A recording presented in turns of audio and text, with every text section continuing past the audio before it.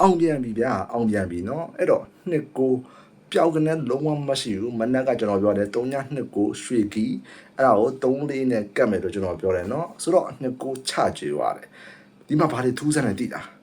ကနန်း10လုံးချကျွေးတဲ့အပြင်အပိုးကလည်းထွက်ထားတယ်ပါဝါကလည်းထွက်ထားတယ်နက်ခတ်နဲ့ညီကိုပဲကြံတော့တယ်เนาะနက်ခတ်နဲ့ညီကိုပဲကြံတော့တယ်အဲ့တော့စဉ်းစားစရာတွေစတင်ပြီးတော့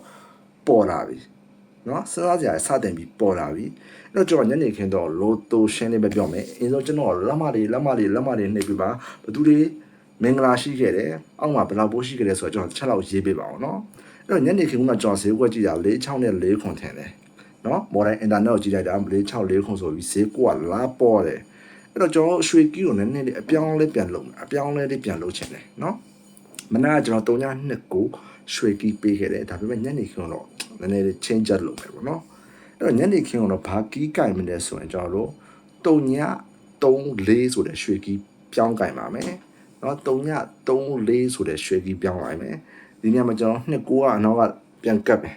2ကိုပြန်ကတ်မယ်ဒါရွှေကီးကိုအရှိတဲ့နောက်ပဲလဲလိုက်တာเนาะ2ကိုအနောက်ကပြန်ကတ်မယ်အဲ့ဒါဆိုရင်တော့မဆိုးဘူးเนาะ3ည3-4ရွှေကီးဖြစ်သွားတယ်2ကိုကအနောက်မှာပေါ့เนาะဒီအချိန်မှာတော့ကျွန်တော်ပြန်ကြရပို့ပြီးတော့အားကောင်းမဲ့အခြေအနေရှိတယ်စဉ်းစားကြည့်ပြလူတွေကညီကိုလိုက်ကြမှာပဲเนาะနက်ခတ်တယ်လိုက်ရတဲ့လူတွေရှိတာပဲစဉ်းစားစရာပဲเนาะစဉ်းစားစရာပဲနည်းနည်းလေးတော့เนาะအဲ့တော့ view site ပါ view site ရမယ်တဲ့မှာလည်းပါနေပြီကနန်းတွေအကုန်လုံးနဲ့ချကြွေးပါမနေ့ကတောက်ကြနေဒီနေ့ကျွန်တော်မိသားစုတွေတခုပြောမယ်မိသားစုတွေကျွန်တော်အခုပေးရတဲ့ကနန်းတစ်လုံးရှိတာပေါ့เนาะဒုတိယအချိန်တောက်ကြမကြော်ဆိုပြီးကျွန်တော်ပေးထားတယ်ကျွန်တော်ဆက်ဆော့ခိုင်းထားတယ်เนาะကျွန်တော်တို့ကဘာလုပ်လဲဆိုတော့အရှိမအင်္ဂါမကြော်လဲအောင်ထားတယ်တေးမကြော်လဲအောင်ထားတယ်တောက်ကြမကြော်လဲအောင်ထားတယ်ဟိုဒု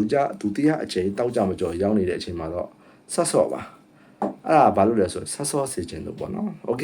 ဆိုတော့များများစားစားတော့ပြောရတော့မရှိတော့ပါဘူးအားလုံးပဲမင်္ဂလာရှိတဲ့ဂျာလာဘင်းလေးကိုပိုင်ဆိုင်ကြပါစေလက်မတွေလုံးဝနှိပ်ဖို့မမေ့ပါနဲ့ခင်ဗျာ